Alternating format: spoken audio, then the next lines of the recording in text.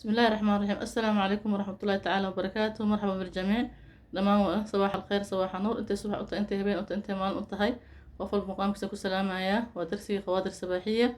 ما انت حكى لنا الغيبيات الخمسة شنطة شيء محي هاتو لا الضروريات الخمسة شنطة شيء ضروري اسلامكم محي هاتو وإلاليي maxay tahay oo qofka muslimka ah inuu ilaaliyo laga rabo waxa uu horeyso xifdu diin qofka inuu diintiisa ilaashado oo diintiisa maxay ahaato oo wax kasta ka fasaadin oo iska ilaaliyo inna diina inda allahi alislaam ilaahay diinta agteeda ilaahay agtiisa waxa diinta la aqbalayo waxa waaye waa diinta islaamka oo la diin aan ahayn diin islaam ahayn ma aqbalayo wama yabtaghi ghayra alislaam diinan falan yuqbala minhu fi al-aakhirati min al-khaasiriin midda labaad kale waxa xifdul maal qofka inuu ilaaliyo dhaqaalaha inuusan qof mubadir ah oo ku ciyaara dhaqaalaha ama ku kibro ku dulmiyo ama maxay fataal ku noqdo walaa tubadir